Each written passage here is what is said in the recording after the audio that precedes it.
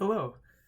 Still related to time transformations is the concept of symmetry and symmetrical decomposition. And the idea behind symmetrical decomposition is we can take an irregularly shaped signal and decompose it into some symmetries that we're going to discuss here. And the reason we would do that is if we can exploit some symmetries in the signal, then we can process the signal, if it's continuous, with half as much hardware, analog electronics. And if it's digital or discrete, half as much computational effort, time, and computational memory. So let's take a look. All right, I've got four signals here. Two of them, the top, continuous, and two of them, the bottom, discrete. You'll see that one is labeled xe of t, xo of t, then xe of n, xo of n. And if you look at the four, really look at them, you'll see that there are some symmetries present in all four signals. Top left is probably the most obvious, but also the top right, you see that there's some sort of symmetry. It's a little bit different than the top left. The bottom left, yeah, you can see that symmetry pretty quickly, I think. But the bottom right, there's some symmetry there too, but again, it's a little bit different than its neighbor here on the left. So we want to characterize all of these symmetries mathematically. Okay, let's start with the top left, xe of t. Well, if you notice, as I go, let's say, positively from the origin, so maybe, I haven't given a scale here, but maybe 1 is right here. Maybe this is t equals 1. And so if I come up, I have this value, right? Whatever value that is. And if I went the other way in the origin, so if I went 1 unit away from the origin but the other way, so that would put us at -1, I have that same value. That's what we mean by the symmetry. And maybe 2 is here. 2 is that 0. So if I went 2 units to the left, I have that 0 as well. That's -2. So for any t in the top left, for any t, I have that if I go to the right that much t, then I have that same value if I go to the left that much t. So let us now be more precise in our mathematics, and we'll say xe of t equals xe of minus t. You see that? For all t, that must be true. If I plug in 1 for t, then I get, or it's equal to if I plugged in -1 for t. 2 is the same thing as when I plug in -2, and so on. So this type of symmetry is called evenness. So we would say that xe is an even signal, even symmetry.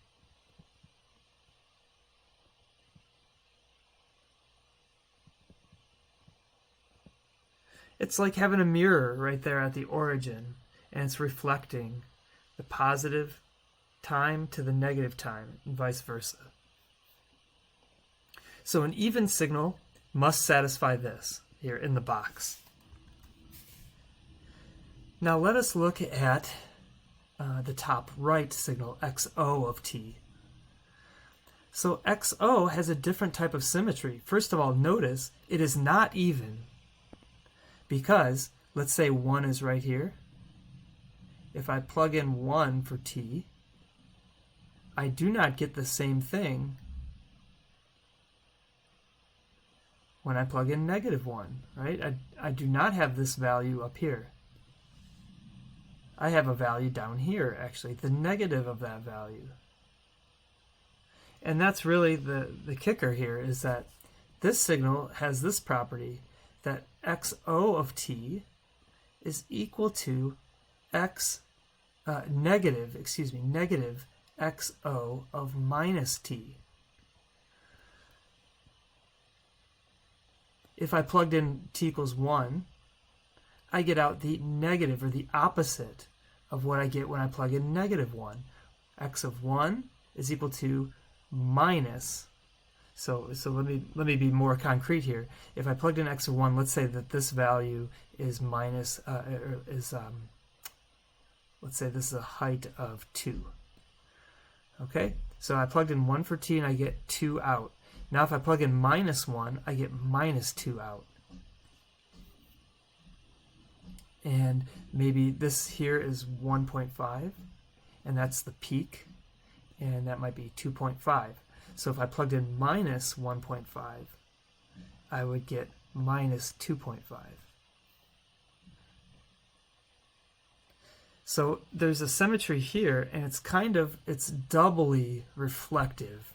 So imagine taking quadrant 1 here, and if this is like a sheet of paper or something, flipping it this way, and then flipping it over the vertical axis, and then flipping it again over the horizontal axis. Then you'd have the same thing. Okay, so the two flips here are denoted by the two minus signs, this one and this one. This one's the flip over the horizontal axis, this is the flip over the vertical axis. This type of symmetry is called odd symmetry.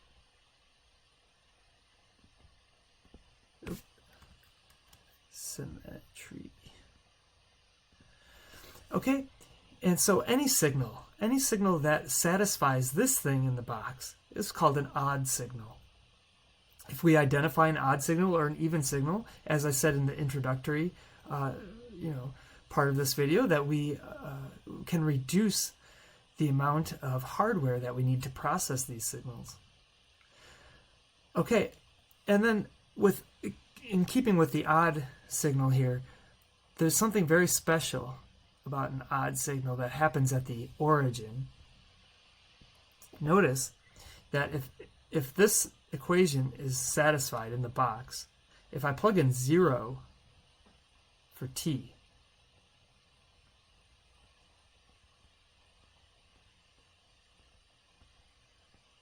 okay, and of course minus 0 is just 0. So this says that whatever value I have at 0 is equal to the opposite of that value at 0. So what number is equal to its opposite? Well, there's only one number that's equal to its opposite, and that's 0. So what we've just shown here is that a necessary condition to be odd is that the signal must pass through the origin, right there. If it doesn't pass through the origin, then it is not odd. And let's take a look at the even signal in the box over here. If I plug in 0 for t, well, yeah, I get xe is equal to xe. So of course that's true. So there's no constraint about the value at 0 for an even signal. But for the value of 0 for an odd signal, it must be 0. Okay, now let's look at the discrete signals, which follow in just the same manner. So this guy on the left, okay, xe of n, you'll see that it satisfies this.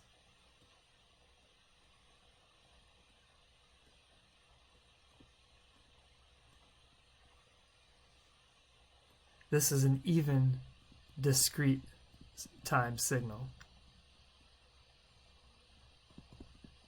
Okay? Again, if I plug in 1 and I have this height, I get the same thing. If I plug in minus 1, I'll get that same height. If I plugged in 2, I get this height. And if I plug in minus 2, I get that height as well. 3, I get 0. Minus 3, I get 0. So for any n, this is satisfied in the box. Similarly, then over here, the fourth signal, xo of n, you'll see that the following is satisfied. xo of n equals minus xo of minus n. And this is odd. Again, odd symmetry. So, for example, if you plug in 1 and you get this height, and then you plugged in minus 1, you get the negative of that height. Plug in 2, you get this height. Plug in minus 2, get the negative of that height. Plug in 3, get this height, which is 0. Plug in minus 3, get the negative of that height, which is still 0. Plug in 4, get this height. Plug in minus 4, get the opposite, negative of that height, and so on.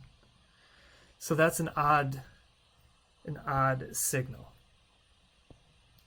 So those are symmetries. And feel free to pause this, but I'm deleting these guys. Feel free to pause the video at any time. The important part here is that I can take any signal. I'll draw it in continuous time, but it applies to discrete time as well. I can take any irregularly shaped signal, let's say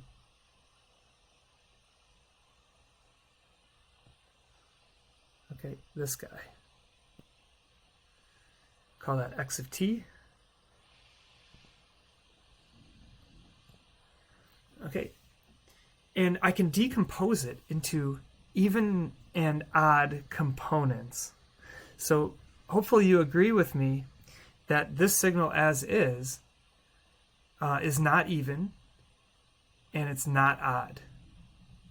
But it turns out, and we'll look at examples later in other videos, that I can find its even and odd components if I do the following operation. Let's start with the even component.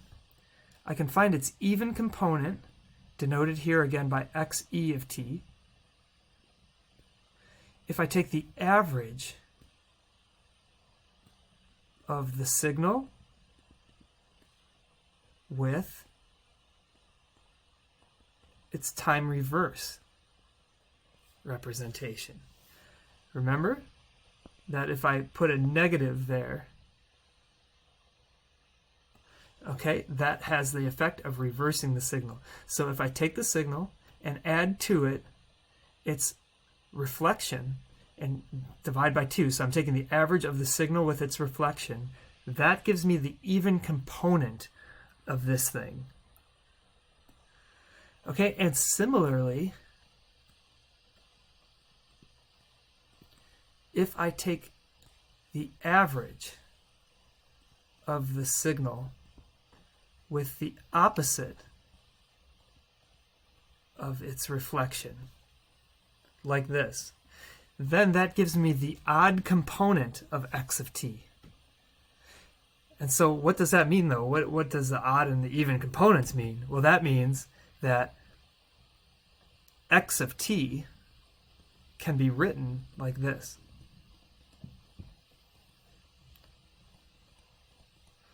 See, there are two signals, xe and x odd, that when I add them together, I get this irregularly shaped signal.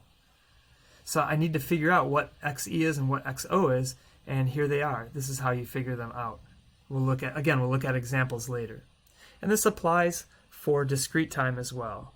So I can take any irregularly shaped signal xn and decompose it into its even and odd components, so that there's an even signal that when I add it to an odd signal, I get back this irregularly shaped signal. So how do I find those components? Again, I take the average. For the even part, I take the average of the signal with its reflected self. And for the odd part, I take the average of the signal with the opposite of its reflected. representation. And that will give me the symmetrical composition of the irregularly shaped signal. Okay, so that was a little bit abstract, admittedly, but let's take a look at some concrete examples now.